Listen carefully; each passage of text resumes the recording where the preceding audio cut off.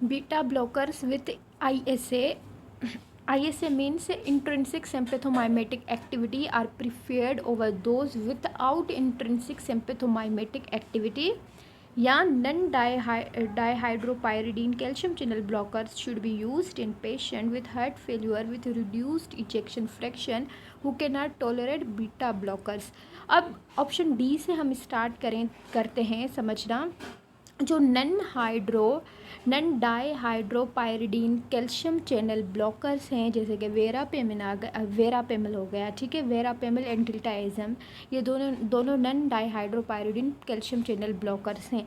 अब ये क्या करते हैं, ये मज़ीद हार्ट की जो एक्टिविटी है, हार्ट के जो मज़ीद कंडक्शन है उसको रिड्यूस करते हैं, ठीक है। अब एक पेशेंट है, उसका ऑलरेडी हार्ट फेल्यूर है, वो सही तरह से ब्लड इजेक्ट ही नहीं कर रहा, उसमें हम मज़ीद जो है वो non dihydro calcium channel blockers नहीं देंगे, ठीक है, क्योंकि ये मज़ीद हार्ट फेल्यूर को ओवर वर्स कर देंगे, ठीक है। तो ऑप्शन नंबर डी जो है वो बिल्कुल ही गलत है। देन आता है beta blockers with ISA are preferred over those without ISA। अब देखिए इंट्रिंसिक सिम्पैथोमाइमेटिक एक्टिविटी, इसका मतलब है कि एपिनेफ्रिन और नार एपिनेफ्रिन अपनी जब बीटा रिसेप्टर्स पर बाइंड होते हैं तो वो सिंपैथेटिक एक्टिविटी दिखाते हैं। सिंपैथेटिक एक्टिविटी का मतलब है कि कार्डिक आउटपुट वो इंक्रीज़ कर देंगे, हार्ट रेट वो इंक्रीज़ करेंगे, जैसे सिंपैथेटिक एक्टिविटी होती है ना। तो हार्ट फेल्यूर उस टाइम तो थोड़ी देर के लिए सेट हो जाएगी। हार्ट फेल्यूर क्या है कि सही तरह से ब्लड पंप ही नहीं हो रहा हार्ट से, हार्ट फेल हो चुकी है, ठीक है। तो अब ये इसी पेशेंट को अगर हम कोई ऐसा बीटा ब्लॉकर दें जो के रिसेप्टर्स को एपिनेफ्रिन के एक्शन को ब्लॉक तो करे, बट लिटिल बिट वो उनके एक्शन को प्रमोट भी करे, little bit beta blocker sympathetic activity भी शो करे, तो हार्ट फेल्यूर के पेशेंट को अगर मज़ीद हम सिंपैथेटिक एक्टिविटी में डालेंगे तो थोड़ी देर के लिए तो हार्ट वो पंप करना स्टार्ट करेगी, बट अल्टीमेटली वक्त के साथ साथ वो हार्ट जो है ना वो बिल्कुल ही मज़ीद फेल्यूर की तरफ जाएगी, कंपनसेट नहीं कर पाएगी, ठीक है। हार्ट कंपनसेट करने की कोशिश करेगी बट वो कंपनसेट नहीं कर पाएगी, जितनी वो तेज़, एक तो फेल है, ऊपर से तेज़ काम करेगी तो मज़ीद वो फेल हो जाएगी। तो beta blocker with ISA are preferred over those without ISA, तो नहीं, हम बीटा ब्लॉकर जिनकी इंट्रिंसिक सिंपैथोमाइमेटिक एक्टिविटी है वो हम प्रीफर नहीं करेंगे। हाँ, ये हो सकता है हम वो बीटा ब्लॉकर यूज़ करें जिनकी कोई भी इंट्रिंसिक सिंपैथोमाइमेटिक एक्टिविटी ना हो, ठीक है। देन आता है dihydropyridine calcium channel blockers should be avoided. अब डाईहाइड्रोपायरिडीन कैल्शियम चैनल ब्लॉकर्स में आ जाता है हमारे पास एमिलोडिपिन एंड नेफिडिपिन।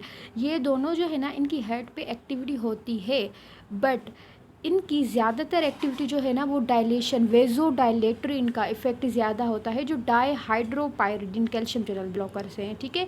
तो इनकी वेजो डायलेशन वाला एक्शन प्रीडोमिनेट होता है, तो ये जो है हम अवॉइड नहीं करेंगे, इनको हम यूज़ कर सकते हैं, जैसे कि नेफिडिपिन हो गया और दूसरा एमिलोडिपिन। तो ये यहाँ पे मेंशन है कि शुड बी अवॉइडेड, वो अवॉइड बिला वजह हम क्यों करें, उनका यूज़ जो है यहाँ पे बेनिफिशियल हो सकता है, बट ऑप्शन पे अवॉइडेड लिखा हुआ है तो अल्टीमेटली ये ऑप्शन भी गलत हो जाएगा। नेक्स्ट है beta blockers have been associated with reduced mortality. तो ये ऑप्शन हमें करेक्ट लग रहा है कि यस, हम बीटा ब्लॉकर्स वो वाले यूज़ कर सकते हैं जिनकी इंट्रिंसिक सिंपैथोमाइमेटिक एक्टिविटी ना हो। Option number A, beta blockers reduced mortality कर सकते हैं, यानी वो उसका हार्ट फेल्यूर या उसका डेथ रेट जो है वो कम हो सकता है अगर यहाँ पे हम बीटा ब्लॉकर्स यूज़ करें, ठीक है। तो option A is correct. Last question is a 54-year-old woman with type 1 diabetes has been diagnosed with prinzmetal angina. Which of the following is correct regarding management of angina in this patient?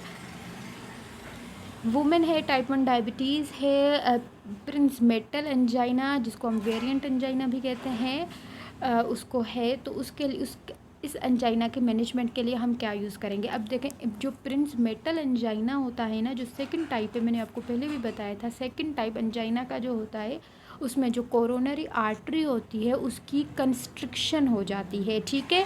तो simply यहाँ पे और कोई किसी तरह की भी obstruction वगैरह नहीं होती कोरोनरी आर्टरी में इस टाइप में, ठीक है। इस टाइप में सिर्फ कोरोनरी आर्टरी जो है ना वो बहुत ज़्यादा कंस्ट्रिक्ट हो जाती है, तो हम क्या करेंगे, सिंपली हम इसको डायलेट कर देंगे।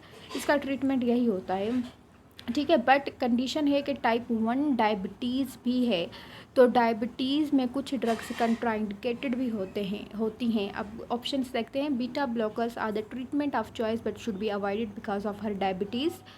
यस, ये आंसर सही है कि beta blockers are the treatment of choice. Beta blocker treatment of choice हो सकते हैं बट नहीं हो सकते।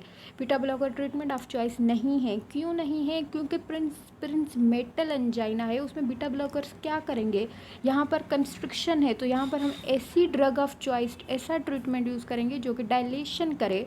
तो beta blockers are the treatment of choice. No, beta blockers are not treatment of choice. Nitroglycerin is not beneficial for this type of angina. Why? Nitroglycerin beneficial हो सकते हैं क्योंकि नाइट्रोग्लिसरीन वेजोडाइलेशन करवाते हैं, तो ऑप्शन बी भी गलत है। क्यों? क्योंकि यहाँ पे है कि नाइट्रोग्लिसरीन बेनिफिशियल नहीं है, बल्कि नहीं, नाइट्रोग्लिसरीन प्रिंस मेटल एंजाइना में बेनिफिशियल होते हैं, ठीक है। तो दोनों ऑप्शन कैंसिल हो गए। See, she should be counsel to take nitroglycerin before physical activity to prevent symptoms. अब फिजिकल एक्टिविटी की वजह से फिज़िकल एक्टिविटी करने से पहले पेशेंट जो है वो नाइट्रोग्लिसरीन ले ले। बट यहाँ पे क्वेश्चन ये अराइज होता है कि ये प्रिंस मेटल एंजाइना है, ये फ़िज़िकल एक्टिविटी की वजह से नहीं हो रही, तो इसमें हम ये फ़िज़िकल एक्टिविटी वाली बात ही क्यों करें, ठीक है। तो ये चीज़ भी जो है ऑप्शन सी भी गलत हो गया। लास्ट है, felodipine will be more preferred over the वेरापेमिल। Obviously yes, felodipine जो है वो डाईहाइड्रोपायरिडीन कैल्शियम चैनल ब्लॉकर है, जो क्या करता है, वेजोडाइलेशन करता है, और यहाँ पे प्रिंस मेटल एंजाइना में हमें वेजोडाइलेशन ही चाहिए। तो यस, फेलोडिपिन ज़्यादातर प्रिफेयर किया जाता है ओवर वेरापेमिल। वाई? वेरापेमिल से कंपैरिजन में, हालांकि दोनों कैल्शियम चैनल ब्लॉकर्स हैं, बिकॉज वेरापेमिल जो है ना ये इसका वेजोडाइलेशन इफेक्ट नहीं होता, और यहाँ पे हमें वेजोडाइलेशन चाहिए, तो felodipine will be more effective than verapamil, ठीक है। Option D is correct. It's all about. Thank you.